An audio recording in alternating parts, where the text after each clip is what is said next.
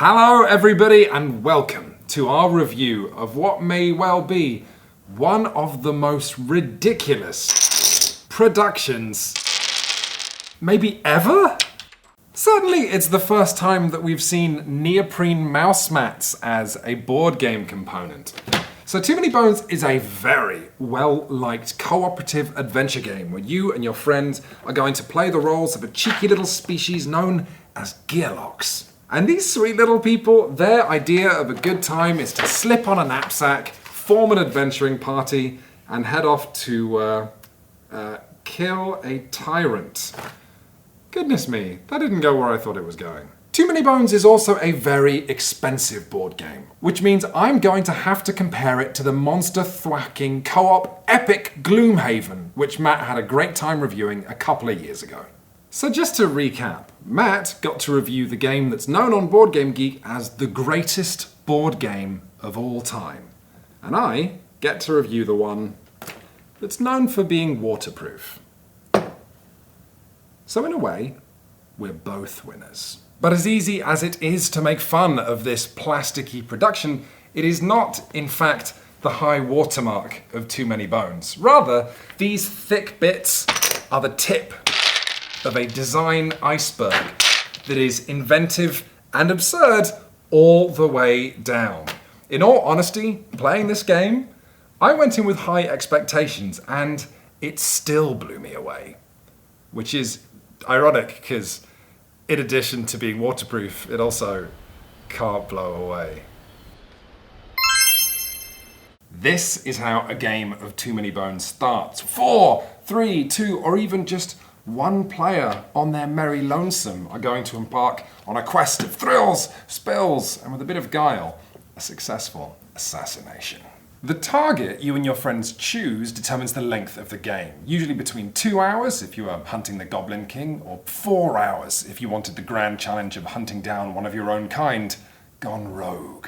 So, where other adventure games tend to offer a grand campaign where you keep track of your progress from night to night, Too Many Bones is instead something more like a trashy movie. You set it up, and then in just a few hours you're going to be stood outside the tyrant's chamber, sharpening your knife for the finale. But whether you win or you lose, you're absolutely going to want to play this again. And not just because Too Many Bones has a wealth of randomized scenes. Instead, you're going to want to play it again because of this. These are the bones of Too Many Bones in more ways than one. Forget the adventure, because the adventure is all about you, and you are going to be all about these gorgeous dice. At the start of each adventure, your character will just be this neoprene mousepad run through like Swiss cheese, and one intimidating, double-sided, unique reference sheet. All of this determines how your character acts in combat. How combat works is that monsters line up, you all roll for initiative, have a mild panic about who's going to stand where, and then things get dicey. On a monster's turn, it's going to move and attack the nearest gearlock. That means rolling its attack dice, using its special power, and chipping away at your health. Because they're chips. On your turn, you get to choose and roll a number of dice equal to your dexterity, with your attack and defense stats showing how many aggressive attack dice and protective defense dice you have available. Or you can roll any of the skill dice you've unlocked, and this is where things get just awesome. On every step of your adventure, you'll be drip-fed training points that you can choose to spend however you want. Whether that's improving a stat or unlocking one of your character's totally unique skill dice that turn combat into a mad, stumbling, cunning dance. Let's talk about the 4 gearlocks that come in the core set of Too Many Bones. Boomer! I played her first, so she's very close to my heart. Boomer is a demolitions expert who has to find time in the heat of battle to roll component dice to let her assemble grenades that she can then use as booms, bigger booms, napalm flashbangs, smoke grenades. She also has no health, so having Boomer in your party turns Too Many Bones into the Lord of the Rings, except instead of protecting the ring bearer, you're protecting somebody who spends the whole adventure planning a controlled demolition of the villain. if you like the sound of protecting your friend, maybe you should play Patches, who's here to help. Probably.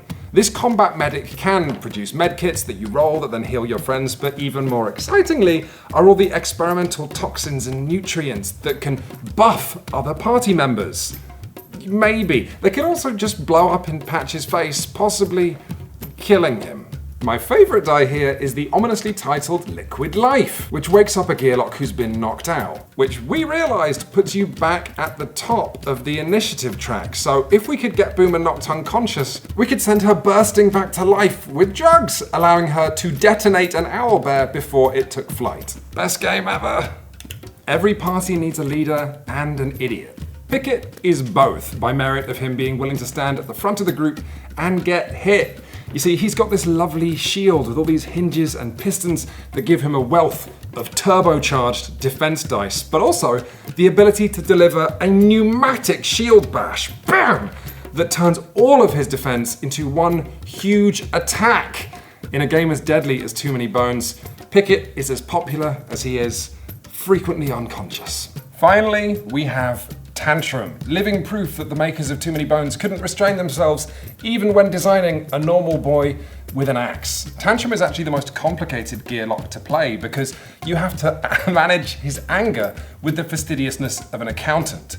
Do it right, Tantrum can insta-kill anything. Do it wrong and he will have an actual breakdown.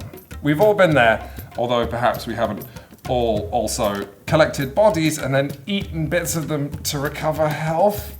I worry that Tantrum might hate Tantrum most of all. The best compliment that I can give the characters in Too Many Bones is that when my friends and I finished our first adventure, as appealing as it was to try brand new gearlocks with new dice or swap, we found sticking with the same character even more appealing. You see, now we knew a bit more about what we were doing, we could build our characters differently next time, or just fight a longer adventure, which would give us more of a chance to fill out even more of our mouse mat. Definitely the most excited I've been about a mouse mat. Importantly, character development in Too Many Bones is not some grimy dopaminergic loop where players are kept docile by numbers that just go up. No. You've got to understand that this dice game is wicked. I mean, even once you've decided what you're gonna roll on your turn, there's even more decisions after that.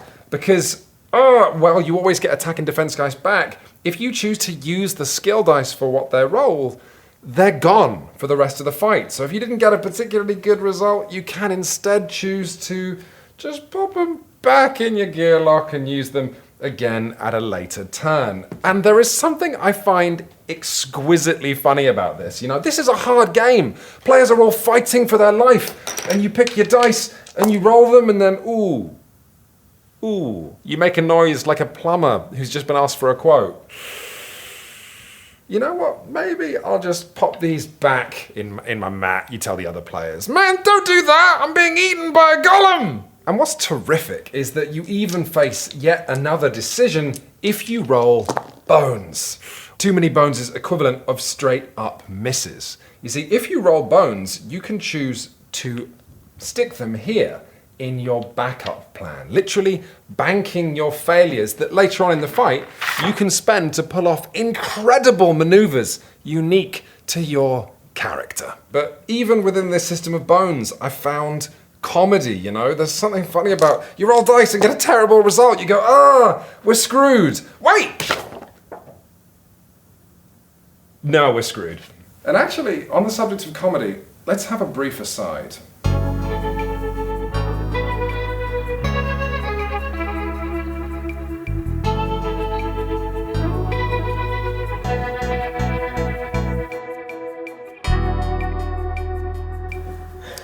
So over the last 5 years, I've become increasingly grumpy every time publishers put a generic fantasy or sci-fi theme on their game. Too Many Bones was a game that reminded me, no, I love fantasy. I buy myself fantasy novels every Christmas. I just don't want publishers to use fantasy like so much generic wallpaper. I don't want them to use tropes instead of using their heart. Too Many Bones is a 1980s romp where I can so see Pickett being played by a young Warwick Davis. The encounter cards that you draw randomly each day are so varied and creative as to make you feel like you're on an actual adventure. One day you might have not enough meat in the pot, so you have to go and bash a bunch of forest critters on the head, and it's fun. Next day, a dragon shows up, and you have to decide, are you going to run for your life or stand and fight? We've got plucky but self-sabotaging characters, a combat system that gets you excited but is prone to disasters, but where disasters are where you shine. And even the treasure is thematically perfect. With underdog characters like these, it wouldn't do to have them find holy swords or lambus bread. Instead, the treasure speaks of your team's own scrappiness. It's just a root, but you know that it has healing properties. Oh guys, I found a human-sized shield, and it's great, and it's gonna keep you safe. But if you're carrying it, your tiny little person can't carry anything else. And then the really, really good treasure has the best storytelling of all. Known as Trove Loot, this takes the form of your gearlocks first finding a locked box, and then at night, every player gets a chance to pick the lock. It's because your team is powered by pluck, as if you were a gosh darn zither. In fact, in one game, my friends and I managed to win a lockpicking contest by using a crowbar we'd found earlier, which I swear to God is something out of The Hobbit. The designers didn't predict that, but in creating a world that's so tonally consistent and so full of heart, they did still create it. So I guess I should stop rambling and just say congratulations to Chip Theory for reminding me just how charming fantasy can be.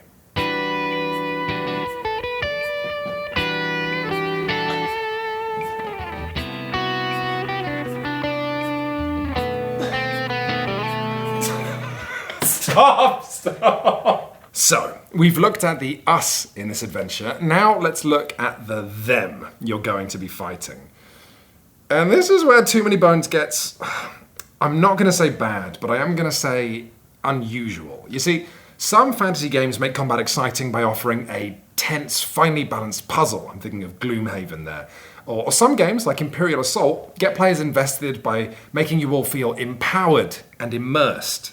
Too Many Bones instead offers combat that's interesting because it is, and this is a technical term, mean as balls. Basically, the enemies you're going to be fighting come off this decreasingly convivial conveyor belt of bad dudes with huge skills. This game has no idea what you're fighting, and it doesn't care. Think of this game as a school teacher who can hear kids getting beaten up in the toilets, but just can't seem to tear themselves away from a snack and maybe some light reading. Look at this guy! This ferocious owlbear attacks and instantly inspires the next monster in the queue to act early and hit harder.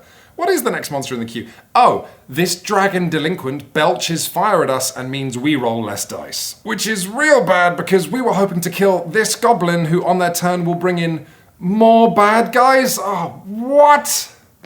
The good news is that before you decide where your gearlocks are even going to stand in this fight, you know exactly what you're fighting and exactly what's waiting to come in from the wings of this particular theatre of combat as soon as you kill something. The bad news is, while you know the shape of what you have to do, that doesn't always help. In my experience, it wasn't totally unusual for players to be KO'd before their first turn, having to sit the rest of the fight out, which in turn can make fights literally unwinnable. That's not a huge deal because all that means is that you lose a day, and all that means is that all the monsters you're going to fight in the future get stronger. Like I said, no big deal.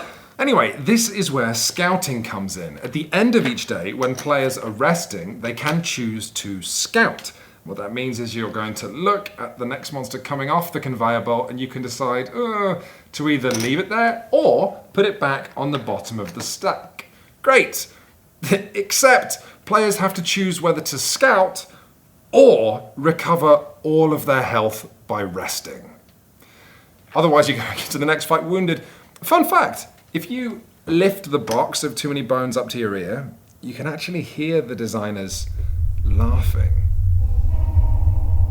Now, your mileage may vary, but I found that my group was laughing too. You see, Too Many Bones is a really unusual thing because this system of choosing what dice to train and then in combat choosing which dice to roll is, in the words of Matt's Gloomhaven review, crunchy. Hang on, I can do one better. So to summarise, this game is crunchy and smart, but it's also stupid and random. And I think for fans of fairness, that's going to be really annoying, probably a deal breaker. But for me, I actually think it fit an adventure game perfectly. Games should be fair, adventures less so. When Pippin and Merry took on like 5 ring wraiths at Weathertop, that wasn't fair, but the story was better for it. That Too Many Bones is playing hardball makes every victory on the combat mat feel earned. That the game is so unfair means on the not infrequent occasions that you work out a sneaky little exploit, you feel cunning and not like you're cheating. And when the encounter deck happens to produce 1, 2, 3 days of peaceful travel with lots of time for training in a row, you feel blessed and not like you're somehow not playing the game. Remember Pickett, who turns defense dice into attack? Well, in one game, we managed to find some armor, letting him turn defense 1s into rare defense 2s, mechanically turning him into a 3-foot tall cruise missile. It was unbalanced, and it was terrific fun.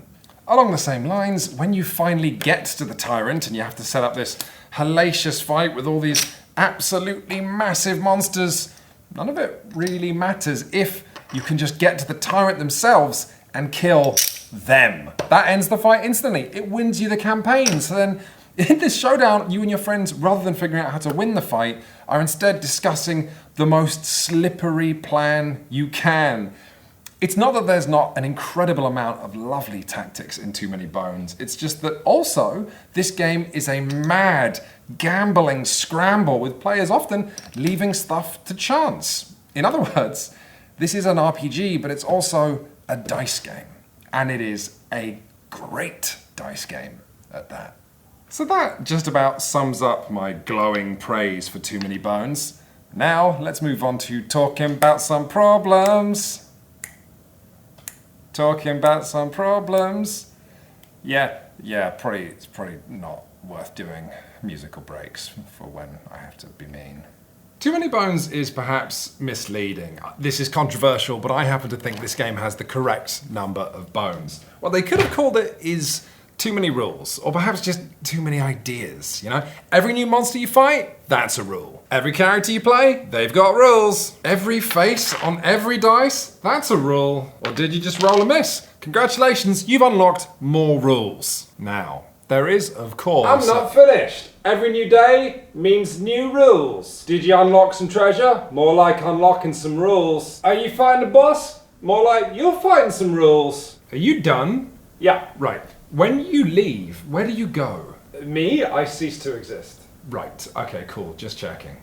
So, to draw a recent comparison, when we reviewed Batman Gotham City Chronicles a few weeks ago, I talked a lot about the unforgivable problem of having to spend an age teaching your friends the game, and then going on to play with your nose constantly poking in and out of its 50-page rulebook. Too Many Bones is not as bad as that because you can read the manual pretty quickly, but more importantly, you only have to teach your friends a bit of it. You can just start adventuring and then teach your friends all the little itty-bitty rules when they become relevant, which is awesome.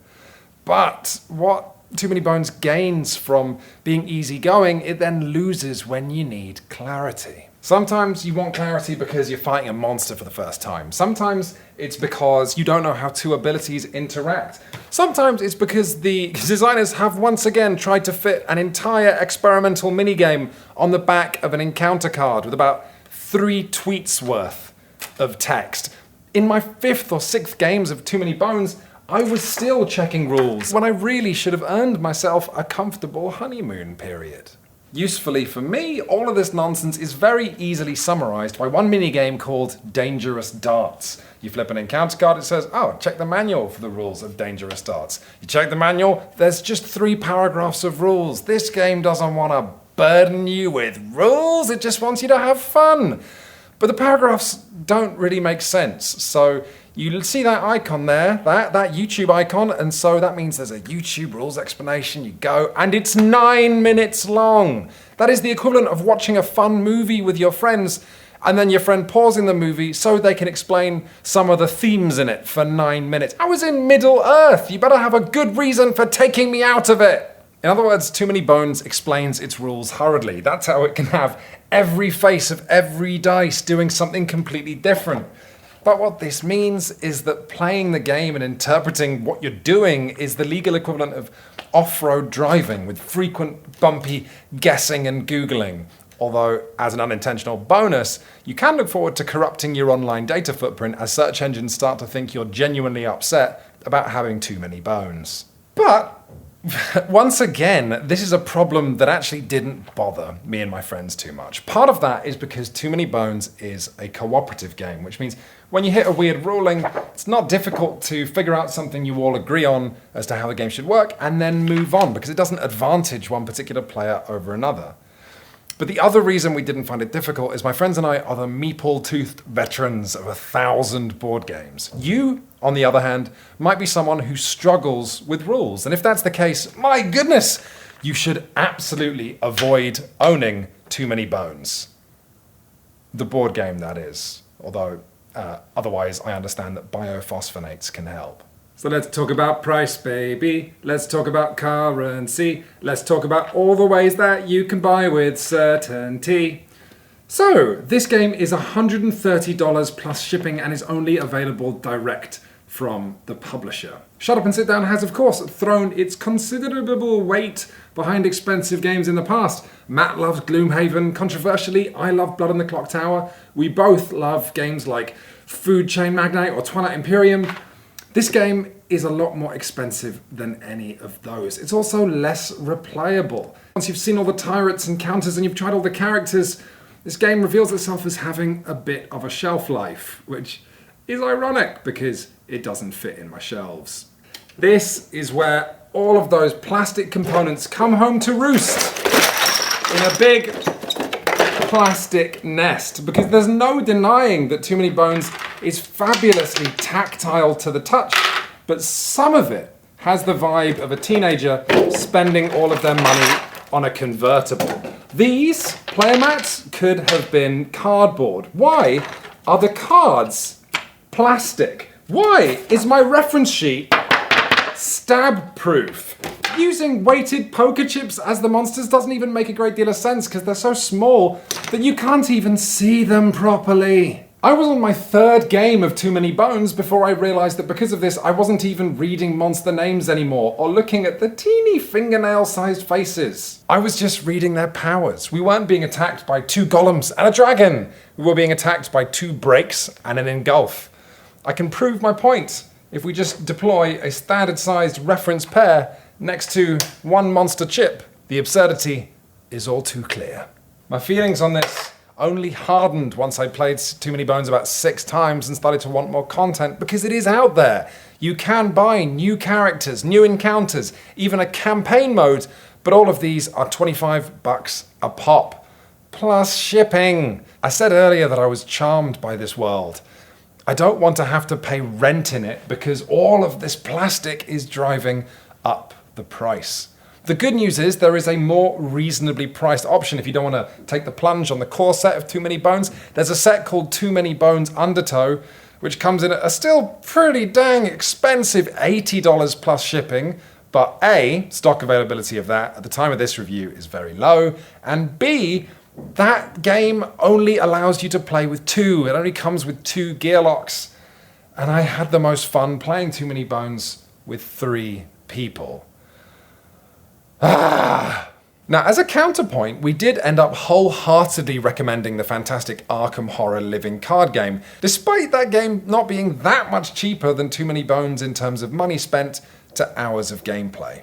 The counterpoint to that counterpoint is that Too Many Bones has a much higher initial outlay of money before you even know if you like it, but also, mostly, this game did not have to be this expensive.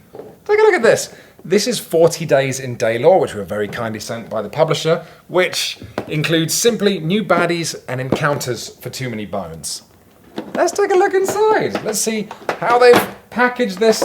The 10 new chips come in this. What is this? This is a board game. It's not The Rock with Nicolas Cage. These chips are not a virus that's gonna kill mankind. The cards you get come in their own plastic box. Why? You have to understand this and this. This is what you're paying for, and this is getting shuffled into the base box anyway. What am I supposed to do with this? Keep my loose leaf tea in it? Oh. So there's our review of Too Many Bones, the smartest, most dumbest game that we've reviewed in ages. A game so full of heart and ideas that I had no trouble overlooking its flaws, but where those same flaws make its price point even more ridiculous. So I will close by saying this. This is a game you buy to treat yourself. Or even better, maybe to treat somebody else. What a lovely birthday present this game would be. If you've enjoyed this review with its mix of humour and criticism and unusual levels of moisture, hey, we've got other videos. If you click here, look, you can watch my Game of Thrones review. That features me in the bath, I think. Or hey, the Arkham Horror card game review. I think that has me and Matt in the shower. So do click on that. Bit of semi-nudity for you, which is halfway to no nudity at all.